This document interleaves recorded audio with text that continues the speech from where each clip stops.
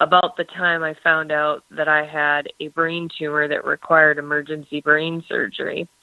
And I'll never forget sitting in the doctor's office when the doctor said to me, "You have a brain tumor and need emergency brain surgery." Like, that was the last thing I heard. And I immediately went into task mode, and I came home, and I had Louise Hay's book, How You Can Heal Your Life.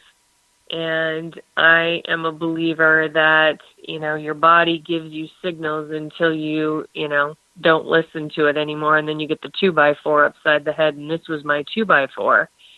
And so I looked at the book and I went, brain tumor.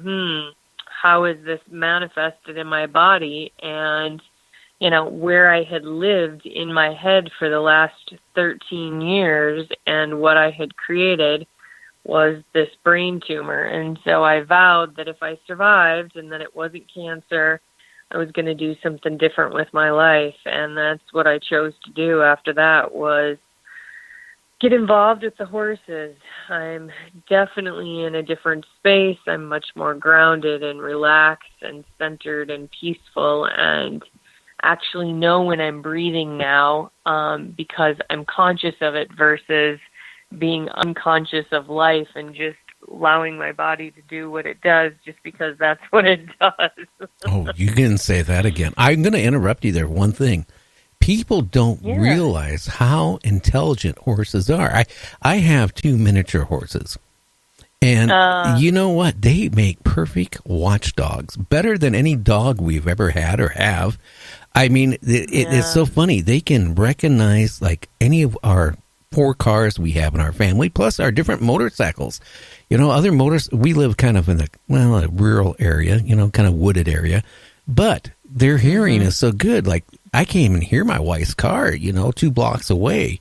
They know by the sound it makes, it's her coming home. They're all excited, making their noises, moving their feet, waiting for her to pull up to get their treats. And it's same with me or my 2 sons that ride motorcycles. They know. But the neighbors ride motorcycles. They go by, through the woods. There's a road on the other side of the woods. They can hear, but they don't get excited. Cars go by all the time. They don't get excited. They connect things like you wouldn't believe. Absolutely. They, in my opinion, are the best lie detectors. I would put them up against any trained FBI agent for the government in a minute and bet my horses would outwit and outsmart those FBI agents in a minute. They're just so in tune, and part of that is because they're fight or flight animals. They're used to being preyed upon, and so their senses are very aware and in tune with what is going on, and they feed off of energy and are so in the moment. Oh, yeah. It's funny, when I found out I had a health problem, I would kind of go out, and sit, by my pond, and the horses would just stare at me to the point where it was kind of strange. And all of a sudden, this one horse we've had it, now for about 16 years, one of the horses was a type of horse that really didn't show any affection. And all of a sudden, that horse that always tried biting me and snipping at me, all of a sudden wanted to lick me and be friendly. And I didn't have to worry about putting my hand out there and giving a treat and missing a finger or two. Totally changed. But the other members of the house, hey, it's back to, you put your hand in there, you better watch out. Yeah. And it may have been that she was wanting, it was a she, right? Oh, it's a her, yes. Both of them. Okay. It may have been that she was wanting to tell you something or show you something to get your attention. Now, not all horses bite for that reason. A lot of times, if they are used to getting treats, they will bite because they think you have something. Now, is she biting with her teeth, or was she just biting with her lips? When we got her originally, We got it from a lady. Hate to say it, it should have probably been in jail. I mean, she had probably 30 of miniature horses running around on 2 acres. Didn't take care of them. But we went and looked at this horse, me and my son, because originally got it for my son. Went and looked at the horse numerous times. That horse would follow us around. Didn't try biting, It was just very friendly and well behaved. Soon as we got it on our property, oh, wow. Total change. No, sometimes that has to do with the adjusting of moving to another property, being taken away from their herd. It sounds like you have another horse there, another miniature. Is that correct? Yeah, we have actually a relative of that horse, another female one, yes. Okay. So there could be something energetically going on at the property that they're not okay with. She might not be okay with her pecking order. She may have an issue with the fact that she was taken away from her herd. Because they are so sensitive, there could be any number of things going on, as well as she may be wanting to tell you something or show you something, or it may be because of the treat situation. I have had a horse that I believe has been soured as a result of that. It was a horse that I worked at another I worked with this horse at another facility, and they started feeding it treats. And I noticed when we brought the horse in to do the work, the horse started biting at people, and I was like, this is weird. I've used this horse numerous times. What's going on? And after I had worked with the horse that night, I contacted the owner of the facility, and I said, what's going on with Justice? I said, has something changed in his diet or something of that nature? I said, because he's been biting the whole time tonight. And she said, we started feeding him treats. And I said, I said, if you're going to feed him treats, he's not going to be able to do the work. I said, because he's wanting to bite my clients because he's looking for treats. So just something to think about. And again, obviously I have no idea what's going on with the horse. Personally, I would have to really go out there and interact and see what's going on. Does it do it with everybody? Is it just doing it with you? Is it doing it, like I said, because it's... Well, it's being friendly with me, which it never has been since we got it. I've had a mystic on that basically deals only with horses and dogs. And she was telling me that basically of all animals, actually horses can actually kind of, read your mind kind of. Oh, they're very in tune with energy. So it's not that they can necessarily read your mind. However, everything that comes out of your mouth it has a vibration to it. Is it not Hashimoto's? What's the gentleman that did the words on the ice or on the bottles of water and froze them? And you could see that, positive words had beautiful crystals in the ice, and negative words made ugliness in the water and cloudy and things of that nature. And that's exactly what goes on with the horses. So when you speak your truth or what is true for you, so I'm just going to use an example. If I am in front of the horse and I have on a blue shirt, yet I say my shirt is red, the horse is not going to be attracted to that because that's not the truth. However, if I say my shirt is blue, the horse is going to be attracted to that and want to come towards you. He or she's going to be drawn to that energy because it's actually your truth. So, whatever is coming out of your mouth, if it's your truth, they're going to be attracted to that.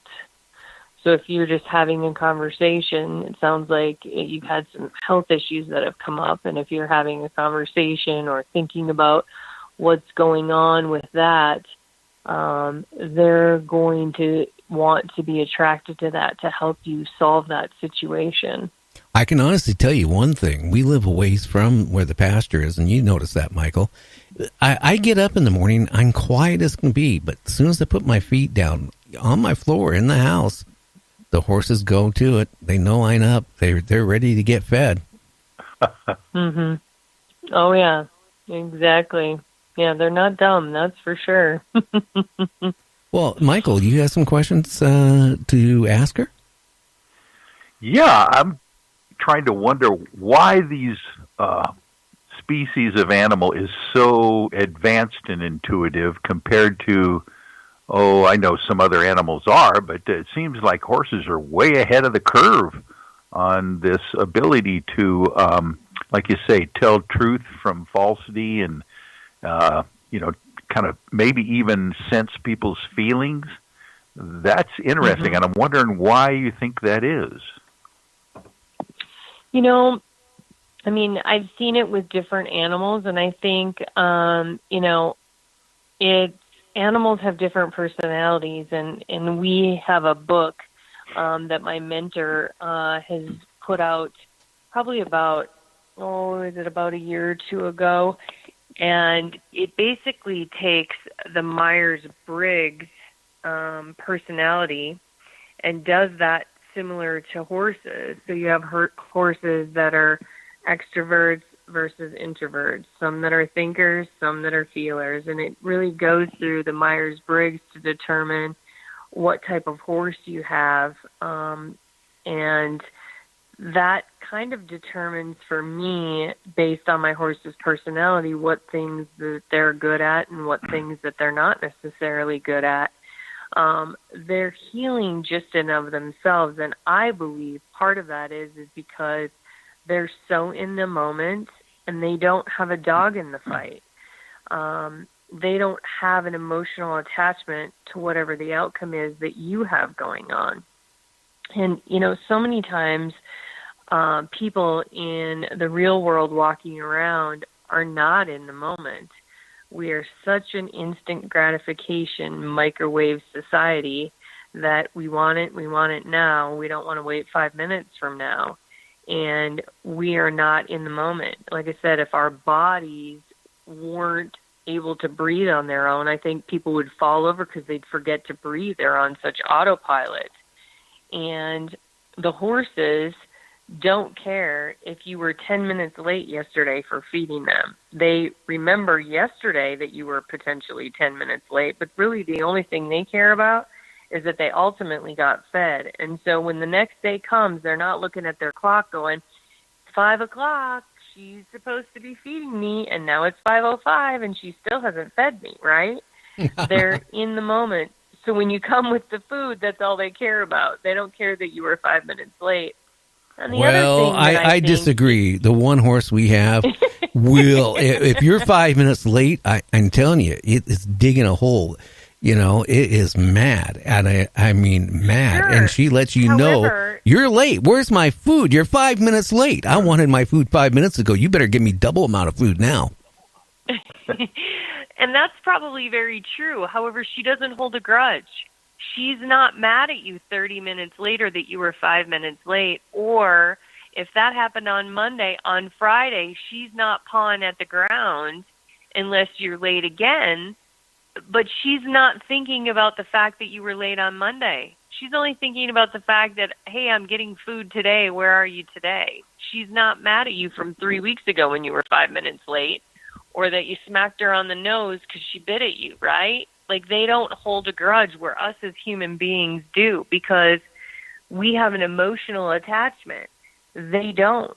They live in the moment with what is going on presently in front of them now. And the other thing that I think is huge for them is that they have 4 feet that are connected to Mother Earth at all points in time. One thing that, I think about a lot is, as a child, I used to run around with no shoes on and run in the grass and play and things of that nature. And now I'm so used to wearing shoes and, high heels in courtrooms and things like that, that when I take my shoes off and I just get to play in the grass, it's like so grounding and centering for me. And even when I'm in the barn and just like getting solid in my feet and just relaxing, it's like so grounding and getting me back to my center.